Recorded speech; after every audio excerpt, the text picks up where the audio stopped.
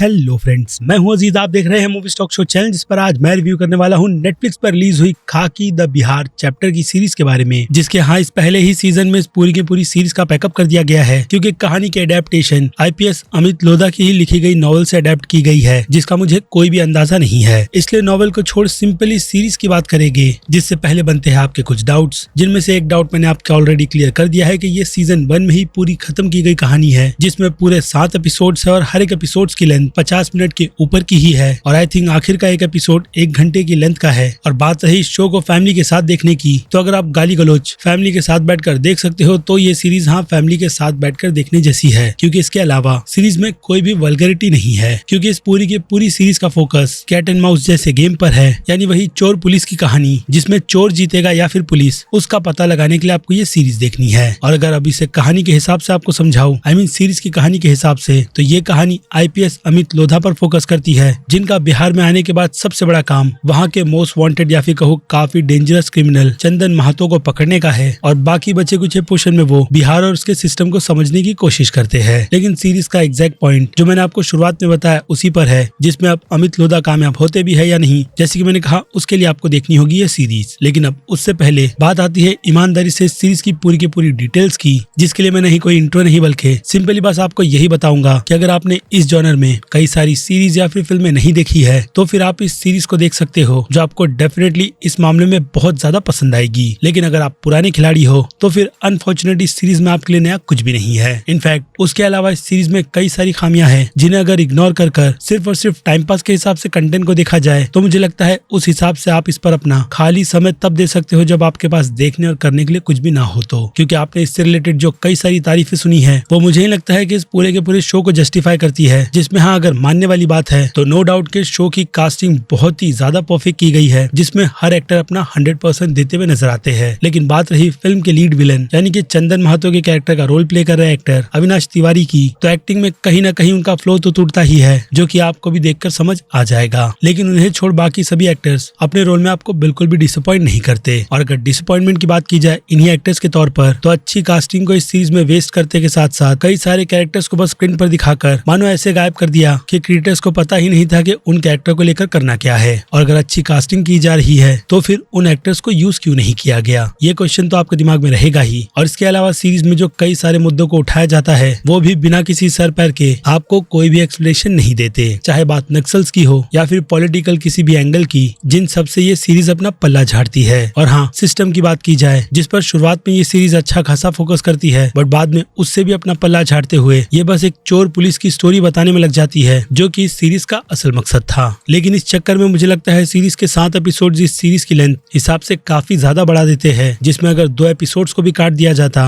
तो भी मुझे लगता है कि इस सीरीज पर कोई भी फर्क पड़ता, क्योंकि आईपीएस की पर्सनल लाइफ, वाइफ की सिचुएशन, ये सारी की सारी चीजें इस सीरीज की डिमांड ही नहीं थी। लेकिन फिर भी इसमें उस तरीके का एंगल डालकर जबरदस्ती की जो कैरेक्टर की डेवलपमेंट है वही दिखाने की कोशिश की जाती है। और अब जबकि कैरेक्टर डेवलपमेंट की बात हो ही रही है, तो इस पूरी की पूरी सीरीज में सिर्फ 2 ही कैरेक्टर्स को उभरने का मौका दिया गया, जिसमें से करण ठक्कर ने अपना बेस्ट दिया है। बाकी अविनाश तिवारी की तो मैं बात कर ही चुका हूँ। जिनसे हटकर अब बाकी दूसरे एक्टर्स की परफॉर्मेंस की बात की जाए, तो पूरी सीरीज में कम ही सही, लेकिन आशुतोष राणा और अनूप सोनी छा जाते हैं, जिस सीरीज के खत्म होने के बाद भी आपको उन्हीं दोनों की परफॉर्मेंस ज्यादातर तो याद रहेगी। ये चीज अच्छे एक्टर के साथ साथ उनके कैरेक्टर तक की डेवलपमेंट बता देते हैं कि भले से ही राइटर्स के पास इन कैरेक्टर्स को लेकर लिखावट में कुछ भी ना हो, लेकिन उनके हाव भाव और प्रेजेंटेशन ही उनके कैरेक्टर को डेवलप कर देती है। और अब बात कर ले नीरज पांडे के डायरेक्शन की, तो नीरज पांडे का डायरेक्शन नेटफ्लिक्स के बजट के अंदर आकर भी आधा अधूरा ही लगता है, जिसमें शो की इन्वायरमेंट जिस टाइम पीरियड या फिर कहूँ साल 2004 या फिर 6 के आसपास की दिखाई जाती है वो ठीक है, लेकिन उसमें बात निकल कर आती है प्रेजेंटेशन की। और नीरज पांडे के हर एक प्रोजेक्ट में अगर आपने ये चीज नोटिस नहीं की है, तो मैं आपको बता दूं कि यहाँ पर उनका होमवर्क तो बहुत ही ज्यादा तगड़ा होता है, बट अनफॉर्चुनेट कैमरे में आपको वो मार साइड एक्टर के तौर पर नजर आ जाती है, जो आपका ध्यान भी खींचते हैं और ये भी बता देते हैं कि सीरीज की परफॉर्मेंस साइड एक्टर्स के चलते पूरी तरीके से खराब हो रही है, क्योंकि बैकग्राउंड ही एनवायरनमेंट के साथ साथ अच्छे एक्टर्स की परफॉर्मेंस भी दिखाता है, जिसमें अगर बैकग्राउंड में किसी भी तरीके की हलचल हो तो आप उस मेन एक्टर से हटकर उन्हीं पर ज्यादा ध्यान देते हो। और ये सीरीज ऐसा बार बार नहीं बल्कि अपनी हर एक फ्रेम में करती है। और फिर जब बात आए एक्शन की, तो वहाँ पर ये सीरीज आपका पूरी तरीके से ध्यान ही हटा देती है, मानो जैसे स्क्रीन पर किसी तरीके का मजाक चल रहा हो, आई मीन एक्शन के नाम पर। और फिर उससे हटकर कुछ लेवल के डायरेक्शन की बात करें तो नीरज पांडे का हाथ फिल्म के मामले में तो कोई भी नहीं पकड़ सकता, जिसका जलवा वो हमें आखिर के 2 एपिसोड एपिसोड में दिखाते हैं। हालांकि पूरी की पूरी सीरीज को ही फास्ट पेस पर रखा गया है, जिसमें फिर भी 2 एपिसोड्स कहीं ना कहीं सीरीज की लेंथ ही बढ़ा रहे हैं। जिस पूरे कंटेंट को देखने के बाद मैं नेटफ्लिक्स को यही कहूंगा कि जालिम कितनी देर लगा दी आते आते, क्योंकि ऑलरेडी इस पर कई सारे कंटेंट MX प्लेयर तक वालों ने बनाकर लोगों को सर्व कर दिए हैं, और आप उसी कंटेंट पर जब अपने ट्रैक को इतना ज्यादा लेट लाओगे तो ऐसे में ऑडियंस का अट्रैक्शन भी ग्रैब करना बहुत ही ज्यादा मुश्किल हो जाता है, खास करके रिपीट कंटेंट में, जो कि यहाँ पर नेटफ्लिक्स वालों ने किया है। यानी अब नेटफ्लिक्स वालों की हालत करे तो करे क्या, बोले तो बोले क्या वाली हो गई है, जिसमें अगर उनकी तरफ से कुछ अच्छा ट्राई किया जाता है तो वो बहुत ही लेट हो जाता है, और उस लेट में प्रेजेंटेशन कहीं ना कहीं मार खाती है, जो कि मुझे नहीं लगता है कि ऐसे किसी प्रोजेक्ट में होनी चाहिए। क्योंकि अगर इस तरीके के कंटेंट को नेटफ्लिक्स जैसा प्लेटफॉर्म बना रहा है तो उसमें भी ऐसा ग्रिप होना चाहिए कि लोग उस पर सालों साल मीम बनाए। एग्जाम्पल है मिर्जापुर, जिसके काफी आइकॉनिक कैरेक्टर्स के साथ साथ डायलॉग्स भी इतने ज्यादा पावरफुल थे कि आज भी उस पर मीम बनते हैं। और इसी मामले में नेटफ्लिक्स की इस खाकी सीरीज को ले लो, जिनसे कैरेक्टर क्या कोई एक मीम तक निकाल नहीं सकता। यानी कि शो के डायलॉग्स भी वीक है, जिसका पूरा सहारा सिर्फ और सिर्फ इसके एक्टर्स और इनकी परफॉर्मेंस है, जिसे देखने के लिए जैसे कि मैंने कहा आप अपना टाइम काफी खाली समय में दे सकते हो। बाकी मर्जी तो आपकी है। जिनसे हटकर अब सीधे बात करें शो की रेटिंग्स की, तो मास ऑडियंस की नजर में ये शो सिंपली B+ की कैटेगरी का बनेगा।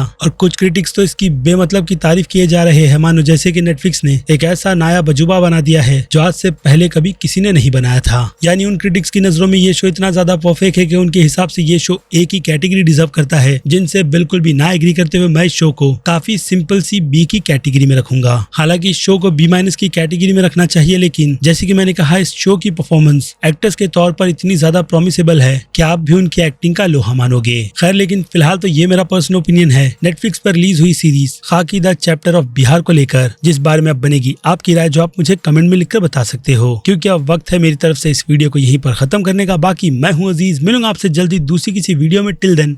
बाय।